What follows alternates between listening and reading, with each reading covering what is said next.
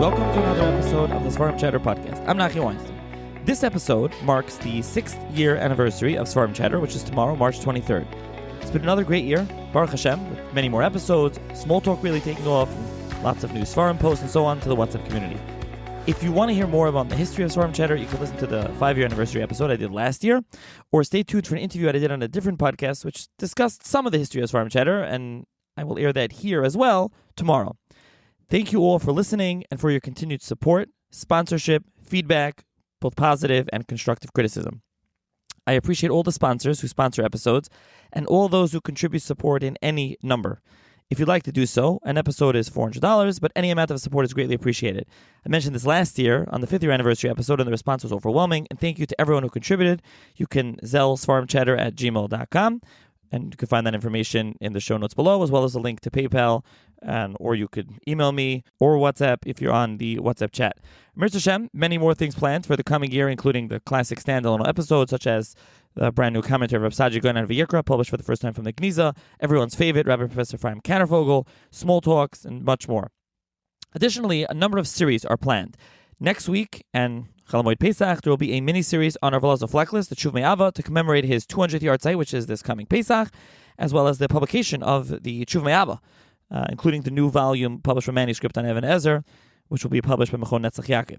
There will also be a 2-part mini-series on the origins of the Siddur and Tefillah with Rabbi Moshe Walter, a 3-part series of Rabbi Yosef Karo and Magid Meisharim with Rabbi Moshe Kravitz, which will air before Shavuos time. I'm halfway through recording a lengthy series on the early American rabbinate. There'll also be a series on Toldasari and Kisvei with Professor Matt Goldish and Avinoam Stillman, and also in the early stages of planning a series on Haskalah and famous Maskili figures, as well as other ideas. So if anyone has any ideas for a series, you can message me or email me. Same with any standalone episodes.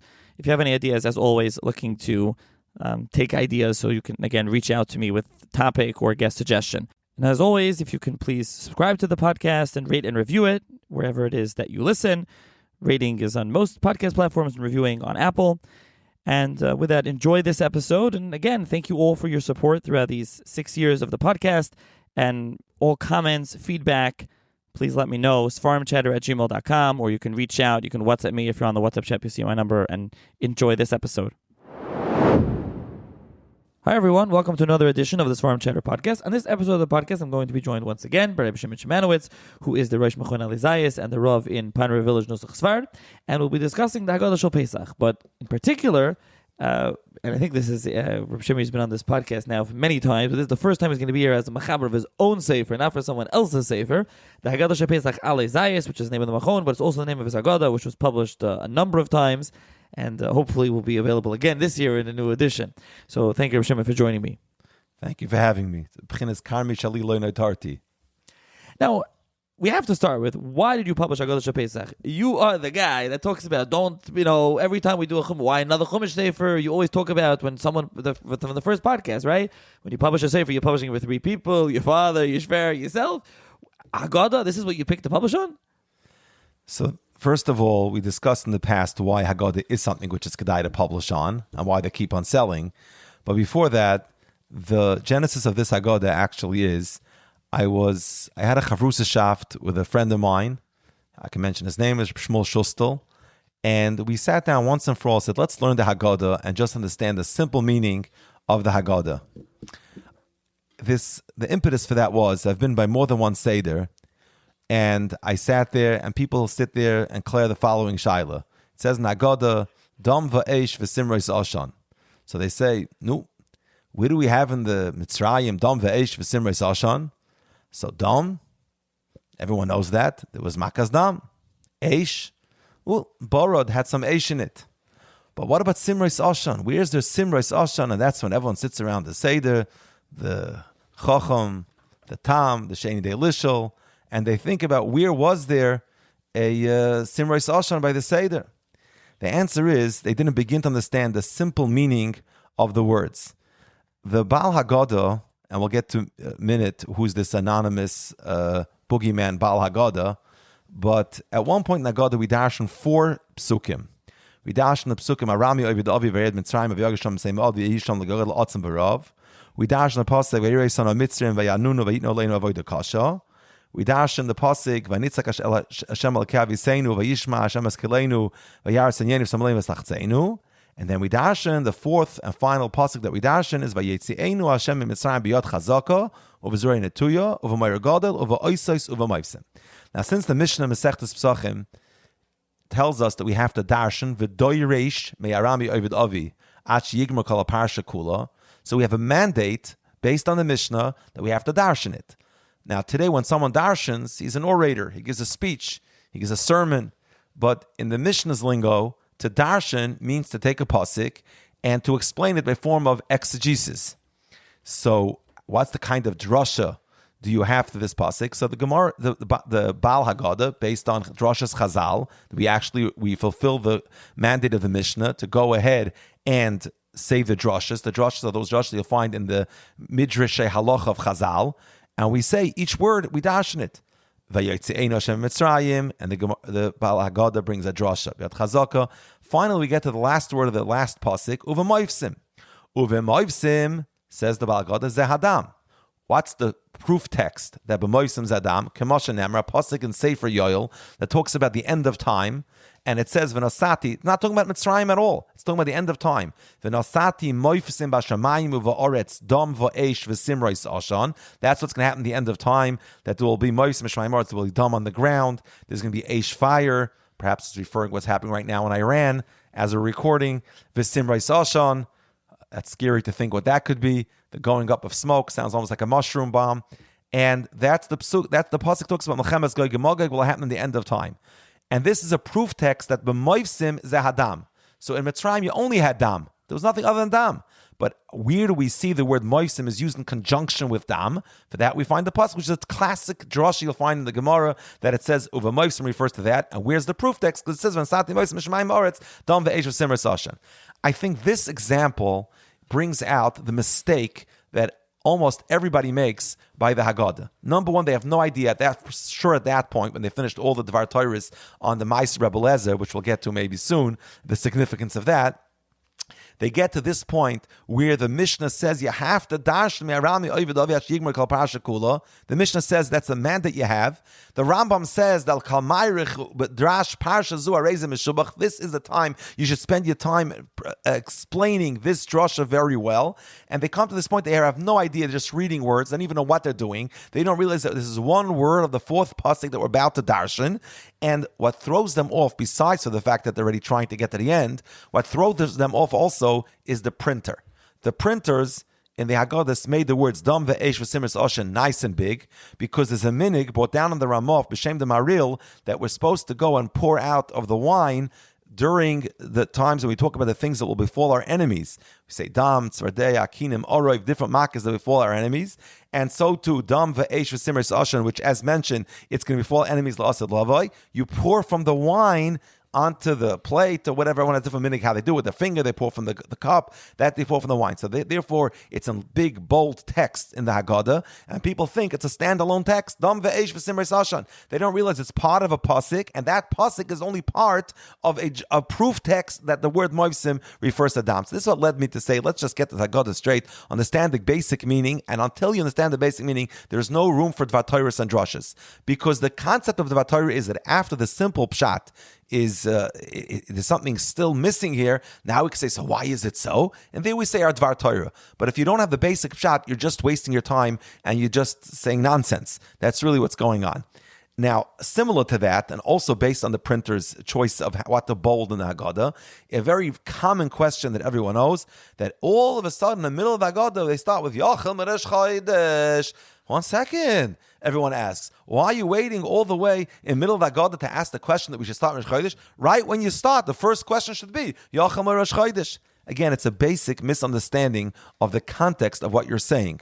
Where does it say Yochel Rosh Chodesh? What it says is as follows. We have and this is one of the essential points, which I want to get to soon. I'll get you a chance to ask some more questions before we get to that. But we'll be discussing soon that the first part of the Haggadah is basically a repeat performance. We have 4 questions, Manishtana, followed by an answer, which is the Maskal B'Gnusu V'Sayim B'Shevach, which is the answer of Avodim Ayinu, and then we do a repeat performance. Again, 4 questions. Now, these 4 questions, the second round, are the 4 questions that are unlike the Mishnah that has Manishtana, these are 4 questions that are in the Braisa, Tani Rab Chia, brought down in Yishalmi and other places, and those 4 questions are put into the dialogue between the Chacham Rosh Tam and the She'eni Yedei Elishol. When we get to the She'eni Yedei Elishol, we say At Pesach L'Shenei and we bring a pasuk. Again, V'gata Levincha B'yoyim Ohuleimer B'avuzeh Os Hashem Li B'tzeisim Mitzrayim, and we darshan that pasuk. The Haggadah is constantly darshaning, so he darshans that pasuk. How do we darshan the pasuk of V'gata Levincha? This is the pasuk we just finished. It's part of the discussion with the She'eni Yedei Elishol. People think that there's a new thing, a new paragraph. Yacham Rosh Chodesh. What's up? Is mitten over here? It comes Yacham Rosh Chodesh. They don't realize it's part of a context. There's a context of we just put a pasuk V'gata Levincha B'yoyim Ohuleimer B'avuzeh Os Hashem Li B'tzeisim Mitzrayim. So now we will darshan that pasuk that we just mentioned. Yacham Rosh Chodesh Tamim B'yamahu, which is the word of the pasuk. V'gata Levincha B'yamahu. I B'yamahu Yacham B'yam Tam Leima B'avuzeh. That's the next word in this pasuk. B'avuzeh Lo Yamat B'Shashesh Matzamor Menachem L'Fanecha. So it's not that all of a sudden, in the middle of the Haggadah, they woke up and you have to give a whole darshan smuchim why it comes in over here. Now, in this case, actually, it is a bit extra because it wasn't necessary doing this drasha, so you can still find a mefarish who understood the pshuta of the Haggadah will now explain a bit fart. But still, why is it coming in over here? And there's room to explain that. But if you didn't understand and pshat why it belongs over here, you're not even reading the Haggadah. You have no right to start discussing why Yacham Rosh Chodesh. So this led me to sit down with a chavrusa. We went through the Haggadah, and then 2 weeks before Pesach, I got into my head. I said, that's it. I want to organize a Haggadah in a way that the text itself will speak to you, and you'll know what you're doing. And there's 3 elements that I focused on. Number 1, to make sure that a person should realize, just by looking at the text, where the pasuk is and what the drasha is and which word in the pasuk we're darshaning. So for that, I used the color scheme, and I did was that every time the Baal Haggadah brings a pasuk, that pasuk is in metallic colors. Now, the word in the pasuk that's going to be darshaned, that is going to be gold, and the rest of the pasuk is going to be silver. So it talks to you. You don't have to learn Mefarshim. You just read the Haggadah, and you on your own, you can see what's going on. I'll give you just a small example. Let's go to the pasuk. We'll do over by the Rasha. Rasha Mo Oimer.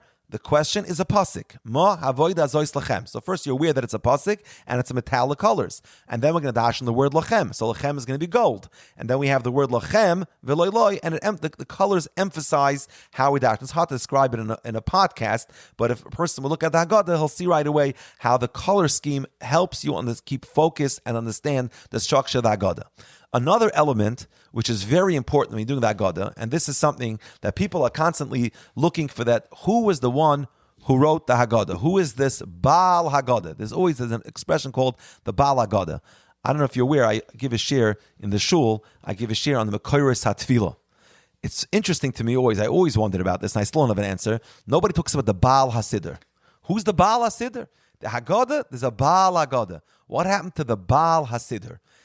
I don't know. It's a mystery to me why people don't talk about the Baal HaSiddur did this and the Baal HaSiddur did that. I guess because by Siddur we daven and we don't say Dvar Torahs. We say Dvar Torahs, so people will talk about why the Baal Haggadah, you have to give the nameless person has to have a name behind him.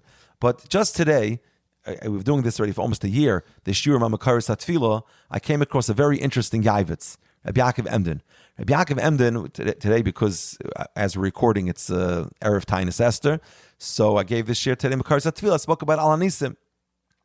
The Gemara in Shabbos on Daf Chav Daled discusses Al Anisim, and the Gemara says, do we say Al Anisim in benching? Do we not say Al Anisim in benching? A very basic question that most children can answer on their own. So the Yavitz, Rabbi Yaakov Emden, in his Hagoyis, he's bothered by what does the Gemara bring up as if it's up to discussion. If we do say it, we don't say it, take out a Siddur, and you'll see. So he says, we see from over here that even at the time of Chasimas HaTalmud, it wasn't yet crystallized, it wasn't finalized exactly which brachas are said and what's said in the brachas. It was something that developed after the time of Chasimas HaTalmud.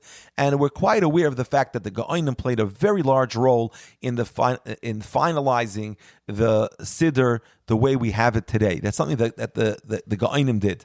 It's just cute. I'll mention, Rabbi Yaakov Emden says, and see what I wrote in the end of Perek Ketzad Mevarchim. So I was curious. What Rabbi Yaakov Emden, always something interesting to say. So I went to the end of Perek Ketzad Mevarchim. There, the Gemara says that Abaye asked Rav Dimi, he says, what is bracha me'en shalish? Now, what do you mean bracha is a bracha me'en shalish? My children in first or second grade in Lakewood know how to recite a bracha me'en shalish. And here, one Amor is asking another Amor, it's a bracha me'en shalish. So Rabbi Yaakov ended himself on that Gemara, says maybe he was a child when he asked the question. I don't know if he means that seriously, he's saying it tongue-in-cheek. It's a very interesting pshat to say that Rabbi told Rav Dimi, what's a bracha me'en shalish? And Rabbi was a child when he asked the question. That's an interesting thing. But he himself, in Masechtas Shabbos, refers to it, and he obviously meant to indicate from that we see from over there that the brachas weren't finalized in times of Amiroim. It was something that only became the final redaction of the Siddur, the way we have it, was in the times of Ga'ainim. And of course, not the final redaction, because there were many additions that came later. Some things are famous, like Mr. Shechanuk Sabayis David in the beginning of davening, and other things like that even the Ga'ainim don't have. And the David Hashem Oiri, things that the Ga'ainim don't have. But most of the Siddur, the way we have it, what is already recorded by the Ga'ainim. So going back to the Haggadah, but even though the Ga'ainim went and finalized the Siddur, and there's no way a person can have a Talmud Bavli in his hand for the longest time, he'll never be able to reconstruct the Siddur if he doesn't refer to the works of the Ga'ainim. That's the source of the Siddur. Likewise, the Haggadah, you'll never be able to write down the Haggadah just by learning the Gemara. But if you look at the Gemara, you'll see that almost all the things that we do in the Haggadah were mandated by the Mishnah, the Brisa, and the Gemara. That is what we're trying to do. So another thing that I did was, I asked myself at every single part of the Haggadah, I said, what is the origin of saying this piece? Where does it come from? And to that, I wrote a little bit, not long, but not, I could say, I wouldn't say an essay, but a few paragraphs preceding each portion of the Haggadah, saying, where does this come from? Why are we saying this? Why are we saying, Ma nishtana alayla hazeh? And I explained, it's based, because it's in the Mishnah. Now, why do we say Avodah Meyinu? Avodah Meyinu is in the Gemara. Why do we say Ma'aser Rebbe Eliezer Rebbe Yeshua? So actually, the Ma'aser Rebbe Eliezer Rebbe Yeshua is a very fascinating piece. Number one, it doesn't exist anywhere in Chazal. How do I know that? And how do I say that with such confidence? Because Tosfos in Masechtas Avodah Zarah, when he quotes this passage, he says, K'de'isa b'Haggadah shel Pesach. Obviously, Tosfos, and by the way, that might be one of the earliest sources for the Haggadah being called Haggadah shel Pesach. So Tosfos is telling us that he doesn't find it anywhere else in Chazal, this passage. Amar Rabbi Elazar ben Azariah is a Mishnah Masechtas Brachos. Now, we also have to differentiate between things that are found in Chazal and things that are mandated by Chazal. For example, Amar Rabbi Elazar ben Azariah is certainly in Chazal. It's a Mishnah.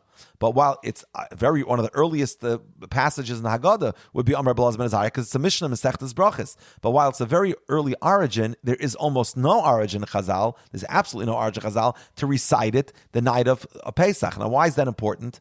Of course, everything that's in Haggadah, it's our minhag to do it, and we should do it, and we should follow our minhagim. Just to jump ahead, for example, I know I'm supposed to be answering questions, but you got me started here. But first of all, for example, later on in the Haggadah, you have a piece that says, we talk about the Nisan that happened in Kriyas Yamsuf. That's a part of the Haggadah, actually a very popular part of the Haggadah, and it ends off with we end off with Ayenu afterwards. Now that portion is in Chazal. It's a Mechilta, Rabbi Shmuel, it's a Mechilta Rashbi, it's in Medrash Shoich HaTov. But even though it's in Chazal, there is no source in Chazal to recite it the night of Pesach. It doesn't say anywhere over there. It's just a minhag that's brought down in the Ga'ainim. In the Sefer Ma'aser Rekeach, he says over there that he saw an Ksav Yad Kadmon in the name of Rabbi Ram ben Rambam, that there are those that say this. Rabbi Yosef they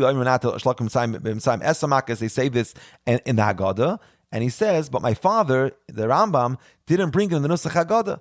He says that's because it's not something you have to say. But nevertheless, he says his father did have the minhag of saying it. The Rambam himself said it. He says, Amiras Zeh, saying this, Rabbi Yosef Glili says Rabbi Ram and Rambam, Min Hageinu, Min Kadminenu, Abba Morizal. But it's not part of the Haggadah. Therefore, the Rambam, they're not included in his Nusach of the Haggadah. So you see, here's a good example of that. Number one, something that has an origin in Chazal, but on the other hand, it's not mandated by Chazal. It is mentioned in the Ga'ainim.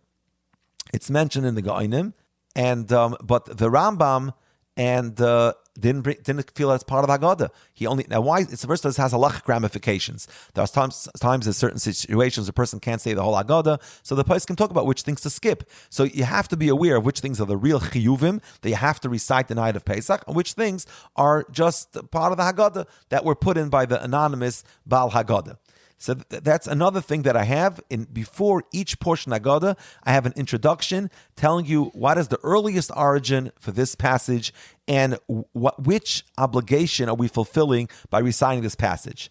And then what follows, in the actual Haggadah, there are side captions telling you that when you say this specific passage, you are fulfilling this obligation. So, for example, I mentioned before that saying Avodim Ayinu Lufari b'Mitzrayim, that is maschil b'gnus. So right next to those words, in small letters, I have a caption saying maschil b'gnus.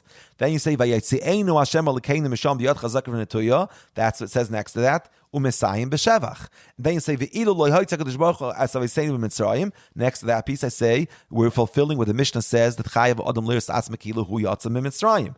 And then, and so on and so forth. So every passage has a introduction before it, every collection of passages, and every individual passage has a side caption saying what are you fulfilling or not fulfilling, perhaps just what it is, while you're doing this portion. Another example where people assume that Baal Haggadah is one homogeneous Haggadah, that it's all came down from Shemayim at the same time, is Kadesh Urchatz Karpas Yachatz. People say the Baal Haggadah says Kadesh Urchatz Karpas Yachatz. Kadesh Urchatz Karpas Yachatz is something which is a poem. People don't even realize that.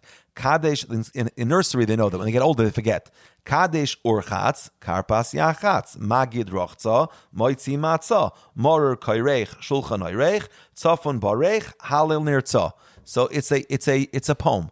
It's a poem, and there's actually the Revolf Heidenheim changes something that it should be magid rachatz. It should go even better. He says kadesh urchatz, karpas yachatz, magid rachatz. It should be the poem the meter should go a little better. That's what Revolf Heidenheim does. But it's from one of the Bali Atoisvis. Some say it was Rabbi Shlomo Rabbi Yitzchak that said these Simonim again. So what are you looking at? Know what you're looking at. Not something that a piskish and awful mishamayim to say Kaddish Urchatz before the Seder. It's a poem made by one of the Bali Atoisvis. I'm not trying to minimize what it is, but that's what it is. And then you can start studying it. You can say, I'll give you an example how I analyze it. Once I know who it is, I say, isn't it interesting? He goes through everything of doing the Seder. Kaddish Urchatz, Karpas Yachatz, Magid Rochza. So he mentions washing your hands twice. Once before the karpas and once before the hamoitzi. Why is there no mention of washing mayim achronim? But now that we know it's from the Bali Atoisvis, there's no wonder the Bali holds you don't have to wash mayim achronim. So that's why it's not there.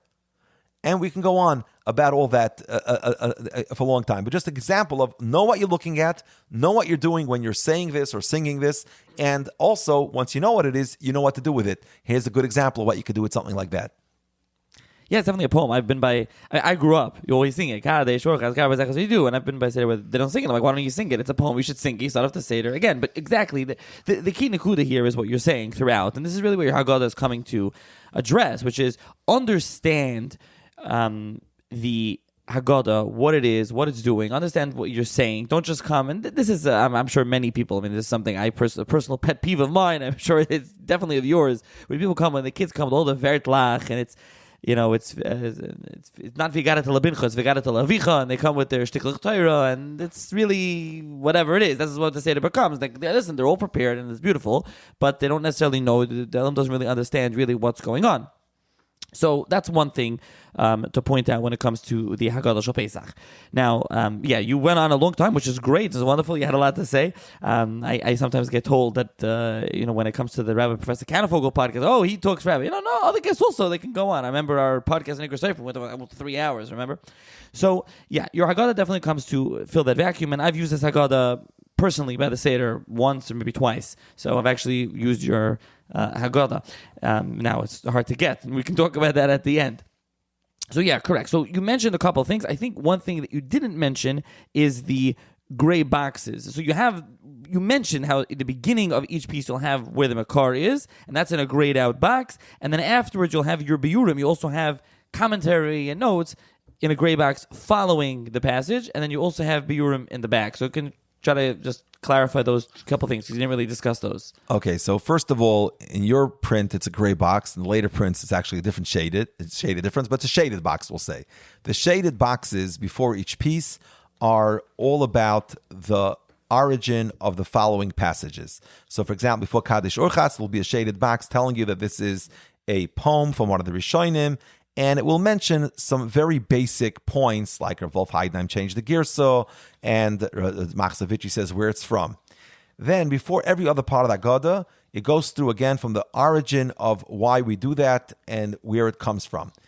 If there's something very fundamental, not a Dvar Torah, not my own pshat, but an important thing to understand the structure or the origin of what follows, either a passage or sometimes even halacha, for example, in the Arba Koisis. So before Kiddush, there'll be a what you call the gray box, a shaded box, which will have about the Arba Koisis. What's the origin of the Arba Koisis? Now, interesting is, of course, there's a Mishnah that says that you drink Arba Koisis, but nowhere in the Bavli will there be any discussion of that there's supposed to be Arba Koisis. The Bavli just speaks about that you're supposed to make Kiddush, and you do Berchas Hamazon, and there's no Bavli that says, what's the origin of the Arba Koisis? As a matter of fact, Rashi and the Rashbam, they have to go to the Yushalmi and the Midrashim to bring a source that's connected the Dalet Shanis of Geula, and the Yushalmi, there are multiple reasons for Dalet Koisis. So then there will be discussion of if the fact that the Yushalmi gives multiple reasons, that's an indication that has a very early source to drink Arba Koisis. Then we can talk about the Lashon Zachor and the Keva, the fact that Arba Koisis would be, if it's Arba, it should be Arba'a Koisis. Like but the Mishnah says, Mozgul Kois Rishoin, you're supposed to pour the first, because they say Kois Rishoina. So if it's Rishoin, that's Lashon Zachor. If it's Lashon Zachor, then and then we talk about all four together, it should be Arba'a Koisis. But in biblical Hebrew, it would be more appropriate to say Arba Koisis. So the fact that it's called Arba Koisis hints at the fact that it already existed in biblical times. That's something that I saw in one of the Haggadahs that I used as the origins of the Haggadah. So there will be such kinds of discussions, not Dvar Torahs, not Biurim, just things that are exploring the origin of each mitzvah and each passage in the Haggadah. Those are the only things that you'll find in the front part of the Haggadah. Discussions before the passages of the origin, then you have those side captions as you go along, telling you, based on those introductions, telling you so that's what we're doing right now.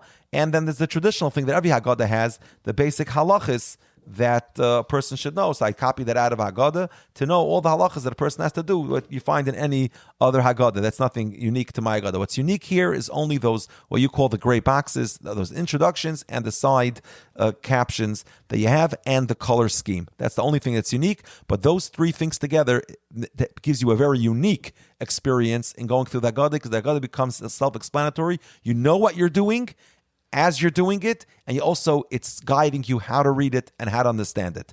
Then in the back of the Haggadah, there, in order to, I shouldn't be tempted to stick any of my Dvar Torahs in the Haggadah, so I allowed myself a section called Biurim, and there I have my own Biurim in the back. That would be typical thing you'd find in any Haggadah. Of course, it has my unique take on things, so it has my type of Dvar Torahs, but it's not as fundamental. And as a matter of fact, I would encourage people to use the first part of the Haggadah, and if they're very curious, I cross-reference the back, and they can go see what I say in the back. But what's important over here, and what will change someone's experience in Seder, is only the first section. The second section is where I allow myself some Biurim. The third section is I have longer Ma'amorim, and there are two Ma'amorim in the current print. One of them is on L'Shem Yichud, and one of them is on Korban Pesach B'zman Hazeh. The L'Shem Yichud one is a lot of fun, and when our mutual friend Shali Bornstein did his raid bite, he quoted you from this piece, and I always get a lot of hana because you quote Hagram Kahana Shlita. So I have to say that because I always enjoyed seeing that. Now, it's a really fun piece, and Hakravas Karbonis Bisman Hazeh is also a very nice piece. So these are really long Maimarim. You could read it any time. It's Negea that I basically read any time. Now, the Biurim in the back, as you say, which is nice, you put it there. It's like a separate thing. Go look at it whenever you want. What style is that? Do you have any examples that you want to bring for the listener?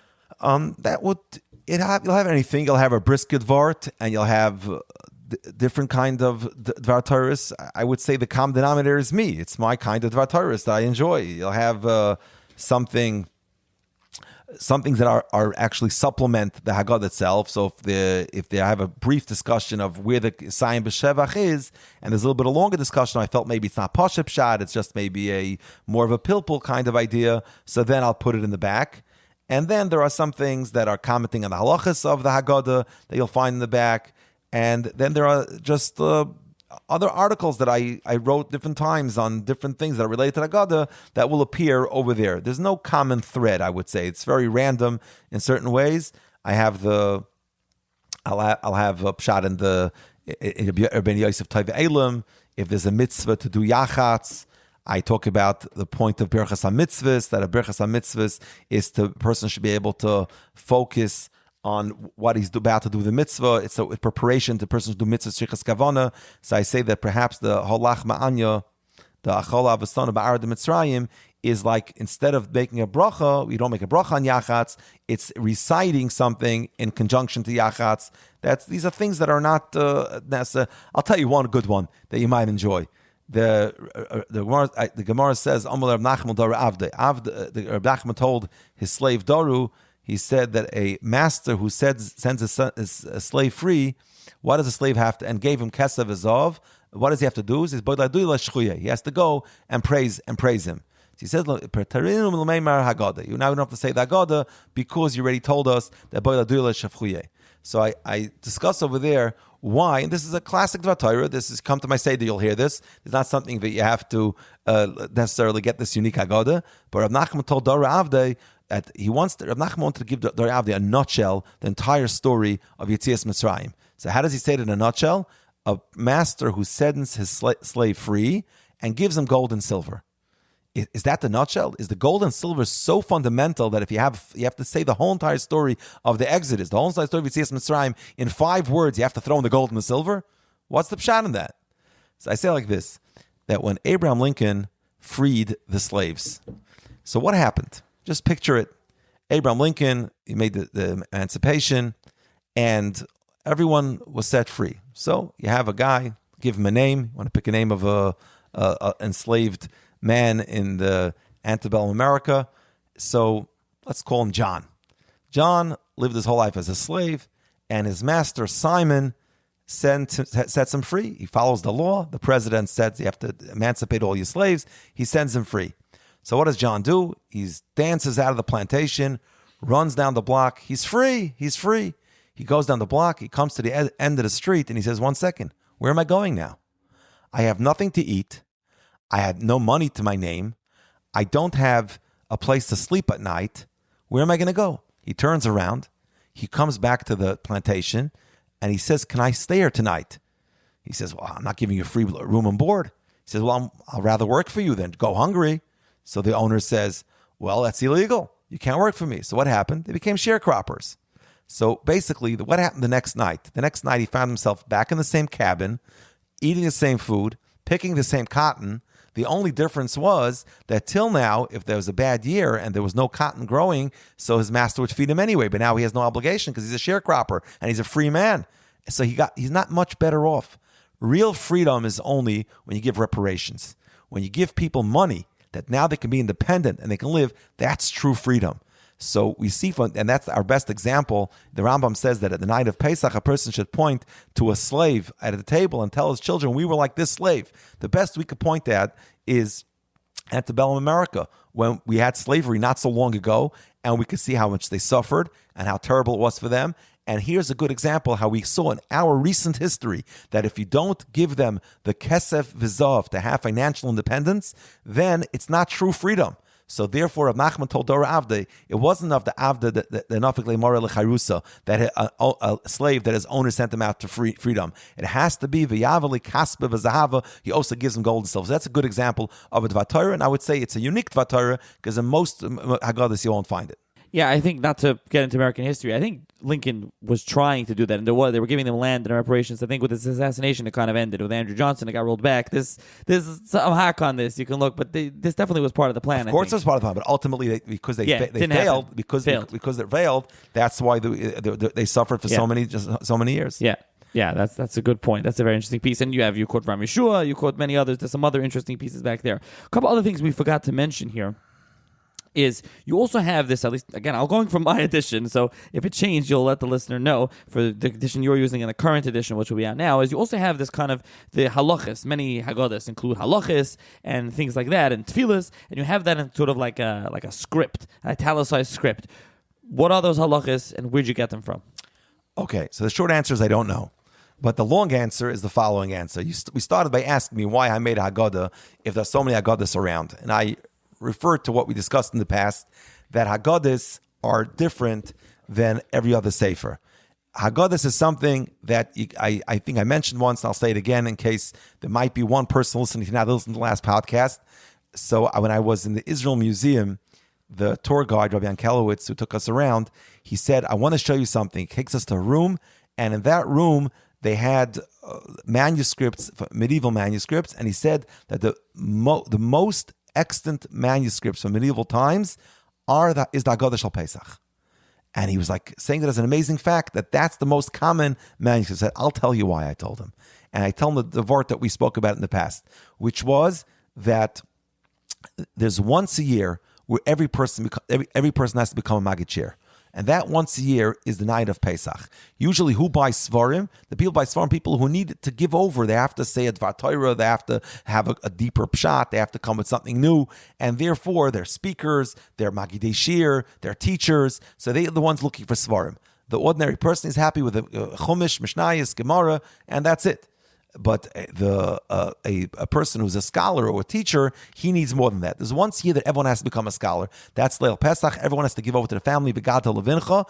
Therefore, people are constantly coming to the store and say, I want something new. I need to find a new Sefer, a new Haggadah. There's something I can give over to my family. I can give over to the people who are participating in my Seder. That's why there's a constant market for the Haggadah Shel Pesach. I told you in medieval times, it was the same thing.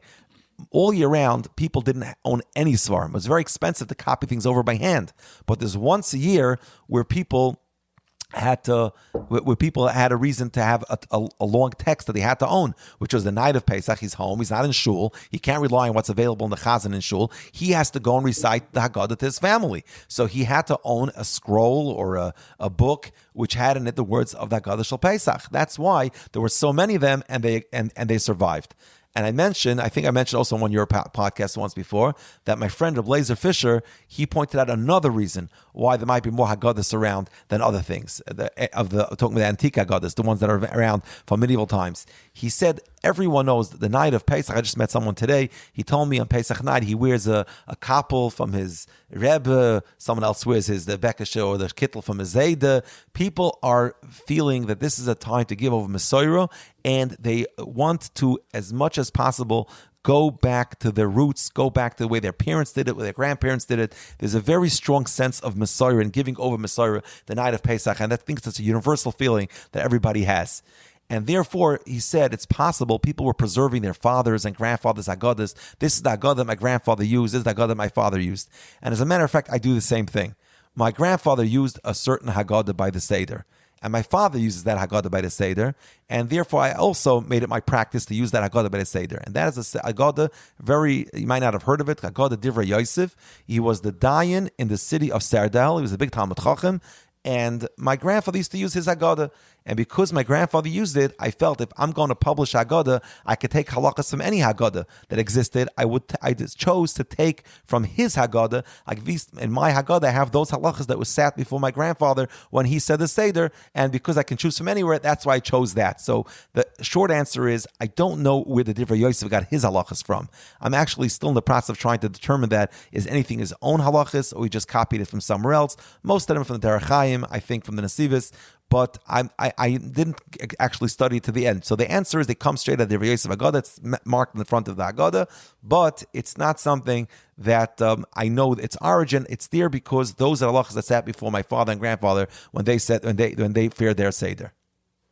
Another thing that, talking about your personal experience, is the Yiddish translations of the songs in the back. Let's get to the songs in the back. Everyone knows or doesn't know. I've been by enough stars where people skip it. They don't even talk about it. Ader Hu and Echem Yedea and Haggadah and so on. So what's up with that actually connects to a lot of things we discussed till now. First of all, you said some people skip it. So here's a good example how Mesorah is so central. We have a practice. My father would announce, and my grandfather did this when we finished Hoshana Haba B'Yerushalayim, that the Seder is now officially over. Whoever wants to leave can leave, and whoever wants to stay can stay. And basically the idea was, if the women are tired, they can go to sleep, and if the boys want to stay and sing till the rest of the night, they can stay. And I always found this interesting, like, why is it so important to announce that you can leave if you want to leave? I found it odd almost why my father and grandfather did that. And as I was preparing this Haggadah, I came across a fascinating thing. In the Sefer Likutei Chaver ben Chaim, who was a Talmud of the Chassam Sofer, which was where my grandfather hailed from those parts. My grandfather was always learning Chassam Sofer.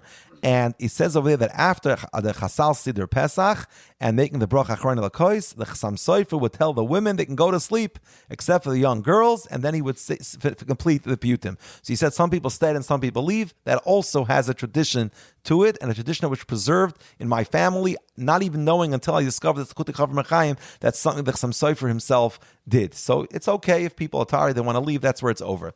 But what are we doing at the end of the Haggadah? That's also something people don't realize. Is that the Baal Haggadah again? What is it? So the words Chasal Siddur Pesach Kilchasa, you might be aware, is part of the Yotzes of Shabbos Haggadol. And it's a very interesting thing because the words Chasal Siddur Pesach Kilchasa, we are using it as if we just finished the Seder of the night. We don't do the Seder. So it's Chasal Siddur Pesach Kilchasa.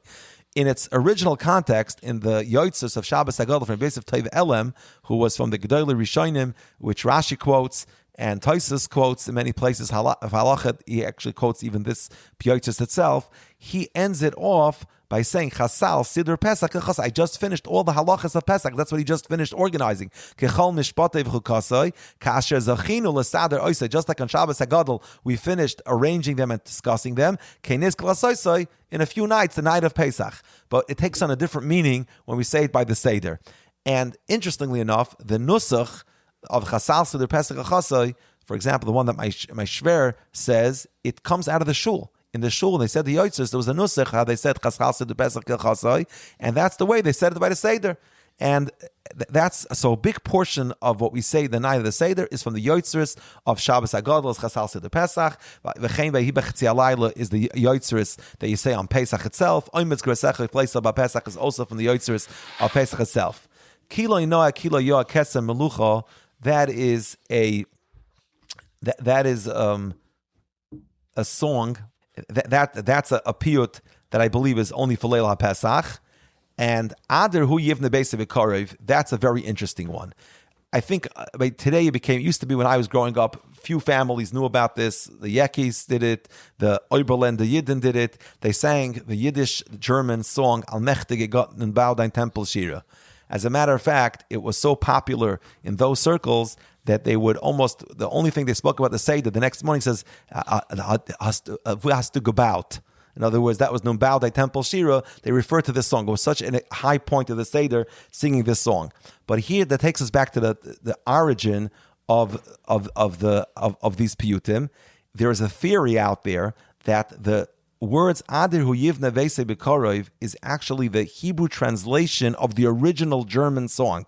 The original is not the Hebrew Adir Yivne Veise B'Karev Meir Meinu B'Karev. The original is Al Mechtige Gott Nun Bau Dein Tempel Shira. It's brought down in the Shloh. It appears the first time in the Haggadah of Prague in Reish Pei Zayin. Very long time ago this appears. And I don't know if there's any evidence that the Adir Hu can predate the German version of it. So you ask why it's there. So it's there for two reasons. First of all, talking about early origin. That would be an early origin. The Al-Mechtige might be the earlier one of the precursor to the Adir Hu Yivne Beis B'Karev. And secondly, there's the family tradition part. The fact that my family said this, and today it's very popular, a lot of people do it. But I went, because I like to go to the earliest source, I actually found the earliest version of Al-Mechtige that I was able to get my hands on. And it's not exactly the way we sang it growing up, because it's a little bit even more Germanic than we're used to. The spelling more than the actual words are so it's because I wanted to be true to the earliest sources, I did it that way. Similarly, Echad Miyodeya. So Echad Miyodeya, that's less popular, Mechtige Gott, which many more people know about. But Echad Miyodeya is something which is also a lot of evidence that it might have originally been in German. There's actually from non-Jewish sources evidence that there was such kind of songs about 1 and 2 and 3 and 4, which is somewhat similar to this as well. Obviously, this is a Mekoiroi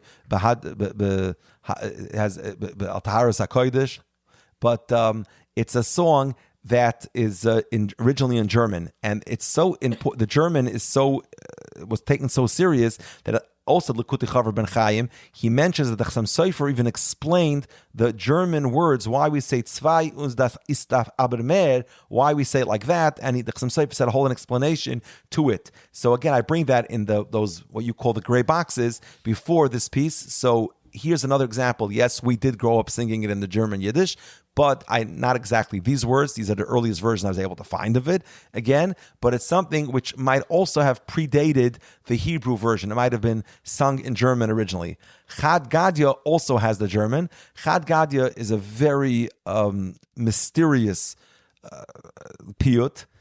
First of all, we know it's put down a lot of Haggadahs that the Haggadah said that somebody once laughed at it and he was punished for doing so. So you see that it was questioned, but obviously the Haggadah said it should not be questioned, and it's very, very not clear what it's supposed to mean. But here also there's a German version. I don't know. I have no reason to think that the German version predates the Chad Gadya, but the German version is also very early in the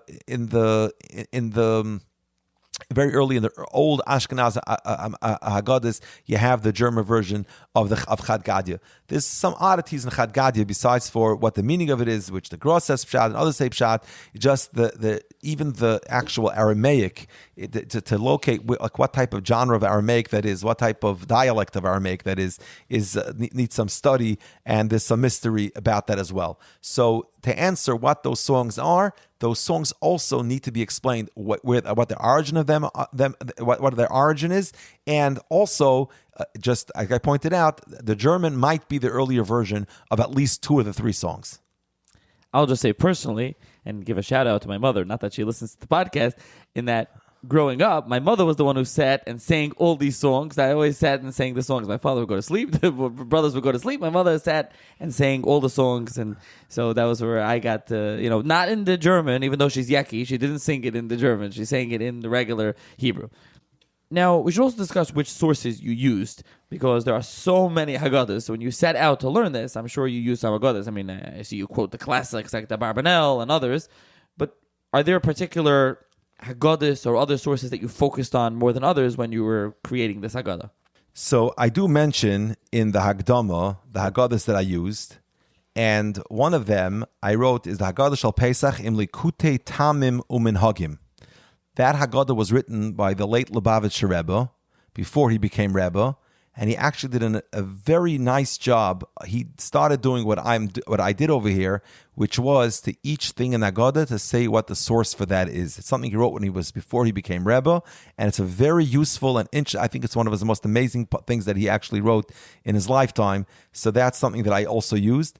Of course, the Toras Chaim, which is the Mosad Rav Kook Haggadah, which has all the Mefarshim. I used the Oitzim Mefarshi Haggadah, and Haggadah Shleima. The Haggadah Shleima of Rav Shleima of Nachum Mendel Kasher is a very important source for what I used. I used a lot of his sources, but the way I organized it is a Panim Chadash Balakan. Of course, the Mesifta, Vais V'Hadar is helpful, and many, many other Svarim. I can't mention all of them, but I used some more current, contemporary books and Svarim also in my research. But I would say the Haggadah Shleima stands out a lot. And at one point in my research, the Haggadah Shal Pesach Likutei Tamim Minhagim from Reb Nachum Mendel Schneerson also stands out a lot. So we mentioned the Mamorim in the back, and you have 2 lengthy Mamorim, Be'inyan Hakravas, Karbonos, Mazbanazeh, and L'Shem Yuchad. These are quite lengthy, and what's nice is you can read these. Many Haggadahs, you take it to shul, or you take it wherever you're learning that Haggadah. So first of all, after the second night Seder, they're kind of like, in a sense, obsolete. Obviously, it's Negei whole Pesach, but no you're looking at. So here you can read this, the whole Yom Tiv, you can read these essays, essentially. But let's talk in brief about them, why you decided to include them, and you can talk about the first one first, Hakravas, Karbonos, Mazbanazeh. Okay, so I want to again mention, I said before, that the main work of the Haggadah is the Haggadah itself, which can change a person's experience and understanding of the structure of the Haggadah, the origins of the Haggadah, and what the basic meaning of the Haggadah is, without learning any Mefarshim, just by understanding its structure. but I once gave a share on that. I went through almost the whole thing in Torah Anytime. Maybe you'll be able to put it into your notes. Yeah, I'll include in the show notes. So if anybody wants to get good examples of, we went through different parts and explained it, he doesn't want to go through that God himself, just wants to hear the share. There's the audio and I think video share available on Torah Anytime. And if you put the link, people can get the whole. That's the first part of the God. That's the main work here. But once I'm publishing a Haggadah, so I put some interesting mamorim in the back. One of them is Be'inyan HaKravas Karbonis Bizman Hazeh, particularly Carbon Pesach Bizman Hazeh. It's a topic that had fascinated me for a while. It's something that was actually tried many times. Rabbi Chilmi Paris brought down the Kafte V'Ferach. He wanted to go B'Makriv Karbonis Bizman Hazeh because we pass Makriv Nafel B'Shein Bayis, and it boils down that, and the one who was the most active in this was Rabbi Hirsch Kalashir, the Talmud of Rabbi Akiva Eiger. He approached his Rabbi Akiva Eiger. And I want to give credit here, by the way, how I got fascinated with this topic. A friend of mine, his name is Rav Pinchas Cohen. When he became a mitzvah this time of the year, this is going back over 30 years ago, not almost, over 30 years ago, and at his bar mitzvah, they gave out a free tape of his uncle, Rabbi Yisachar Friend, who we happen to be working with right now. We're putting out Svarim. We did a Svarim now. We did a Pasha Balacha, Chagim Balacha. Doing another Sefer now for Rabbi Friend. And Rabbi Friend, they gave out a free tape from Rabbi Friend on the topic of being Makar of Carbon Pesach was Manazeh. And I can still remember, I was not yet 13 years old because my friend Rav Pinchas Cohen is actually older than me. So I was still 12 years old, and I was helping my mother clean for Pesach, and I was listening to the recording of Rabbi Friend, and he made this topic so interesting. That's when I got fascinated with this topic. And this topic is about Reb Tzirish Kalashir, a Talmud of Rabbi Akiva Eiger. He started asking his Rebbe, and we have a long correspondence back and forth with him and his Rebbe, saying, why are we not being makar of karbonis b'zman hazeh? And he asked him, and Rabbi Akiva Eiger responded, but this technical problem, that technical problem, and for every technical problem Rabbi Akiva Eiger came up with, Reb Tzirish Kalashir came up with a solution. Until finally, Rabbi Akiva Eiger was already old at the time. He threw up his hands. He says, you know what? Ask my son-in-law. And he sent them to the Chassam Sofer, and he asked the Chassam Sofer the same question. And the Chassam Sofer, in his tshuva, his best answer was that basically the person in charge, meaning the Arabs there that are in charge of Har Bayis, are not going to allow it. And the truth is, Ad Hayom Hazeh, every time they tried going on to Har Bayis, almost that's always what triggered an intifada. It's something that always made a sakana. So Chassam Sofer said that's the best reason. This was taken so much at face value that we have a tshuva for Rabbi Yosef Chaim Zonnefeld to the earlier Rav, Reb Shimon Sofer. Reb Shimon Sofer says, my grandfather, Chassam Sofer, writes in a tshuva that the reason why we can't be makar of Carbon Pesach nowadays is because we can't go there because the government doesn't allow it. He says, but I heard that things got much better now. And nowadays they're more lenient. They let us go. They'll be makar of karbonis. So maybe we should go ahead.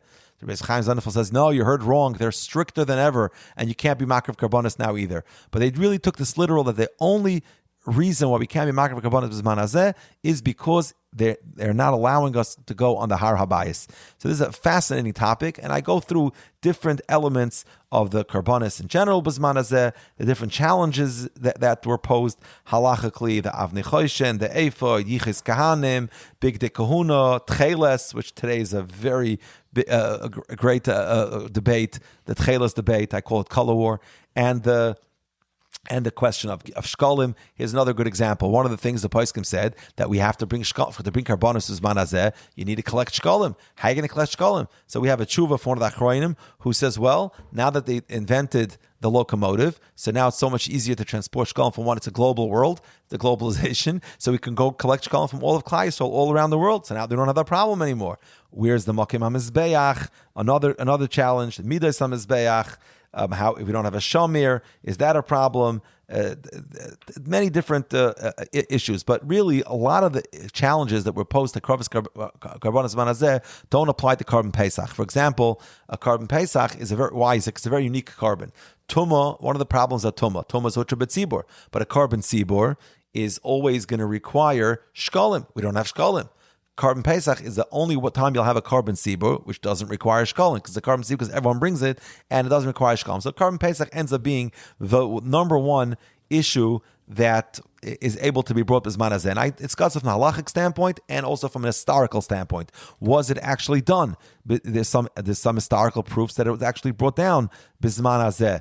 there were after the Churban, there were Hakrovas HaPesach. Some of the Achronim wanted to bring a raya that one of the Roman emperors centuries after the Churban was being refers to Hakrovas Pesach B'zman Hazeh. So that's something that there's a long discussion about that. The other topic is the topic of L'Shem Yichud. I see you're very excited about L'Shem Yichud, and you're right. Thanks to you, a great friend, Rabbi Shuli, went and he broadcasted it for all of Klal Yisrael, this discussion of L'Shem Yichud. But what I did over the end of L'Shem Yichud was something very unique. There's a new drasha of the Noda B'Yehuda, which was censored out of the Drashas Hatzlach. In the new Drashas Hatzlach they recently published, some of it was put back inside. Most of it. There's most one of it, not little all piece of it, missing. not all of it, One piece not all of missing. it, Yeah. not all of it. And you mentioned before, Hagram Kahana, Dr. Mos Kahana, he was the one who published the Drash in its entirety. And there, the Noda B'Yehuda has a long discussion of his opposition to L'Shem Yichud. So what I did was, I went back to the original tshuva of the Noda B'Yehuda of L'Shem Yichud, and if you read the tshuva, and you read the drasha, and you read them side by side, you'll see that the tshuva, every word in the tshuva of the Noda B'Yehuda is alluding to another point that he makes at length in his drasha.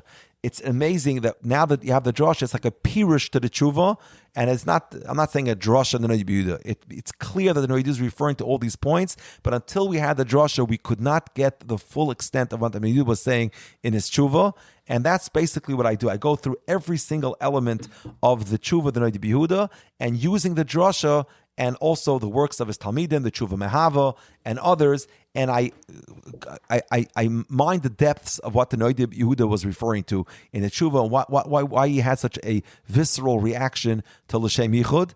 I also do something that's very important, which is similar to what I do in the rest of the Haggadah. One thing I should have mentioned earlier on is one of the things that, besides for that people look at the whole Haggadah as one big Baal Haggadah, as one big monologue from the Baal Haggadah, there's another mistake that's made, is that sometimes, and it's also because of the printers, when you have a paragraph, you have one paragraph, for example, you have Avodim Ayinu. So you think of it as one long monologue, but really you have to break it down to its components. There's Avodim Ayinu, that's Maskal B'Gnus. That's Messiah B'Shevach.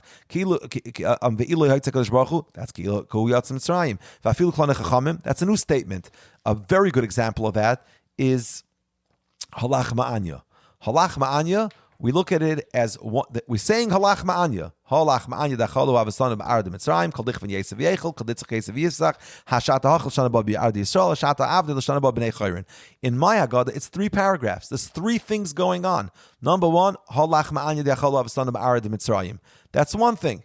That can perhaps be the short version of the Haggadah for the children. That could perhaps be what I alluded to before. That's the statement that you make when you're doing the Yachatz.